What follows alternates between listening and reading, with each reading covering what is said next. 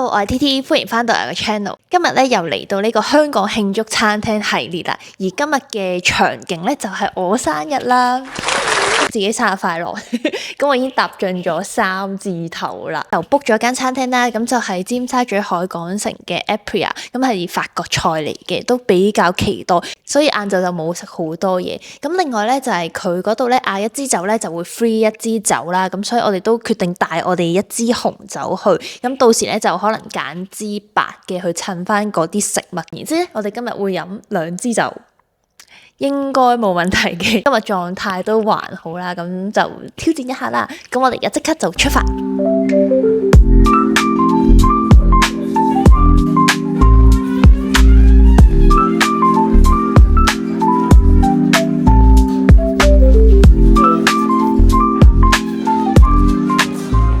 咁最後咧，我哋揀咗咧就係 signature 嘅set 啦，咁就係9個 course 嘅。咁另一個咧就會少啲，就6個 course。對比之下咧，問完佢話 portion 其實應該都 OK 嘅，咁所以我哋就直接揀咗 signature 啦。咁我哋就冇特別去 upgrade 做和牛啦，因為我覺得嚟呢度食嘅話，可能個鴨咧係再 signature啲，因為出面其實好多地方都食到62度 A4 嘅和牛咁樣咯。我哋酒方面咧，就喺呢度咧再揀咗支白酒嘅。咁本身我哋未嚟之前已經睇咗 wine list， 係揀另一支嘅 Meursault 嘅 Chardonnay 啦。咁但係嚟到之後咧，發現第一頁咧有個7折嘅 wine list 啦，就發現咗呢一支。咁呢一支咧都係 Meursault 嘅Chardonnay， 但係就比較 crispy 啦 ，light body 少少，就冇即係本身 Meursault 嘅嗰種 Chardonnay 係咁 creamy biscuit 嗰種味咯。咁但係呢支咧都22年嘅，咁頭先飲落咧都幾即係我覺得係 citrus 啊，或者可能 pear 嗰啲多啲，即係我覺得 biscuit 嗰啲仲未出，可能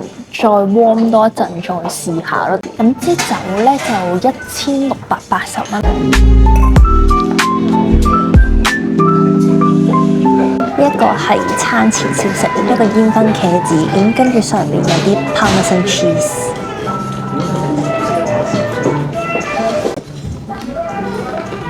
完全唔油膩，我覺得如果唔係好識茄子嘅人咧，都接受到，因為茄子嗰種味唔係好突出，反而啲芝士香，有啲似食意式嘢咯，意式嘅 pizza 咁樣。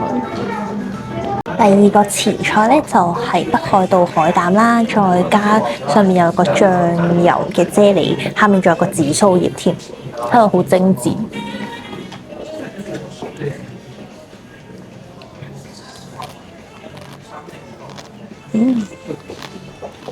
仲有啲柚子嘅味咯，好甜啊，好食。琴日有食完海膽，今日有食海膽，正。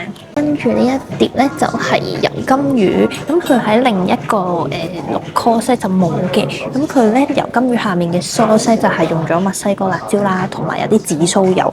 咁另外咧就係油金魚下面咧都有啲蘿蔔絲，佢就可以一齊食。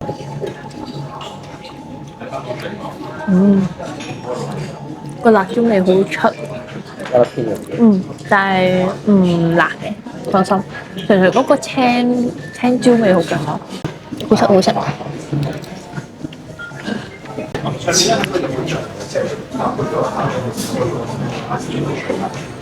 都夾到支酒，好彩。好，而家試下呢一嚿咧，係加埋蘿蔔絲嘅。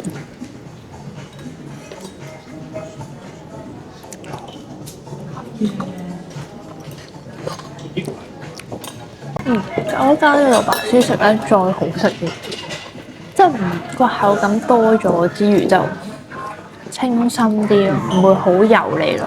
事先聲明，我哋兩個都唔特別中意食紫蘇葉啦，但係呢一個咧唔重紫蘇味，頭先嗰個都唔重，所以係驚紫蘇葉嘅朋友仔都可以同我哋一樣可以試，放膽試。呢一個咧就係濟州鮑魚，下面咧就係蒟蒻米。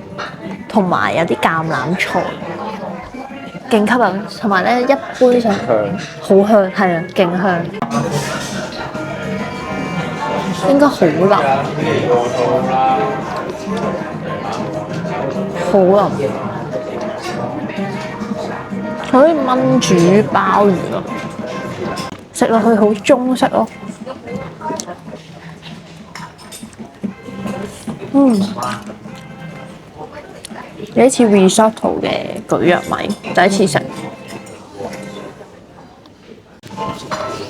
呢一個咧，勁似好中式嗰種爆炒咧，好有鑊氣嘅感覺咯。食落都係，同埋佢個絲質係啱啱好啦，唔會太鹹，亦都唔會話好油咁樣。咁另外就係咧，佢下面嗰個藍菜咧，真係好似藍菜豆角嗰種調味咯，幾好食喎！即係兩個加埋，其實有幾夾。再加上佢嗰個蒟蒻，好似即係蒟蒻米咧，其實食落咧好似斷開一粒粒嘅粗粉絲咁樣，咁就感覺冇咁負擔。咁而家呢一個咧就係田雞腿啦，佢咧整田雞嘅方式咧就好法式嘅，咁但係咧佢就用咗亞洲嘅 sauce 嘅元素啦，咁佢用咗番西同埋有啲喇沙，咁佢就話咧可以攞住佢呢個雞個骨嗰個位咧，點啲醬一齊食，試下先。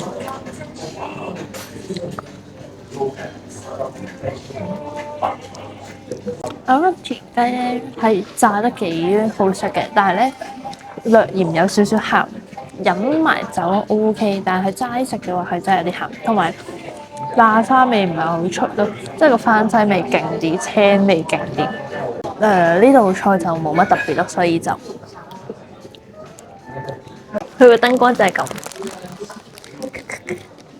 我哋呢個主菜係個鴨啦，咁佢咧就係 dry age 咗24日，跟住咧佢焗完之後就 rest 咗45分鐘，所以咧佢個皮咧就仲係脆嘅。咁另外咧佢個肉咧就仲保持到好 juicy 啦，好嫩滑咁樣咯。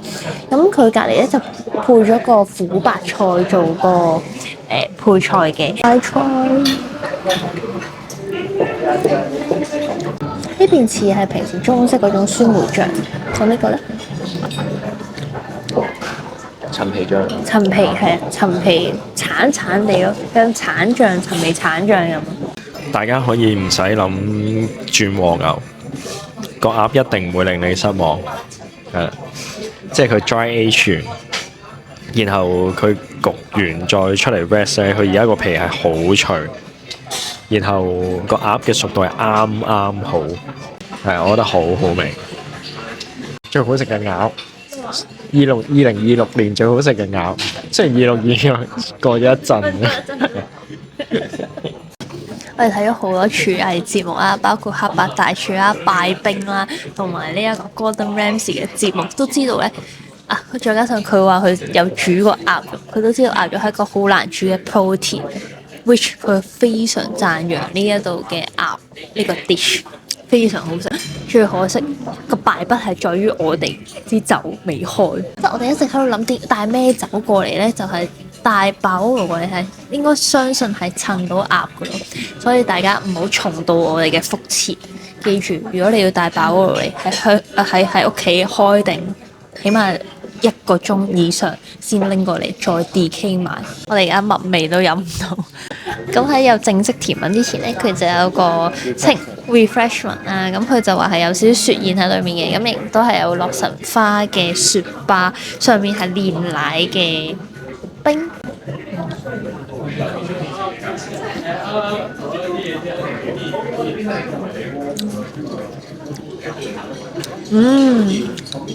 好食嘅，係因為個雪巴，即係洛神花，大家飲過應該知好酸啦，呢個酸酸味味啊，咁就真係好 refreshment。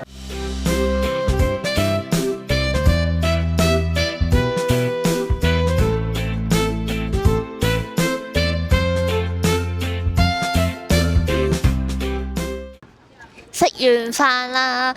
咁咧就覺得其實 so far 所有嘢食咧都幾好食嘅，甜品最後咧就冇再點評啦，但係其實都幾好食啦，同埋都唔會話係好甜啱我哋口味，再加上嗰個即係 add on 嗰個蛋糕其實都係咯，咁其實。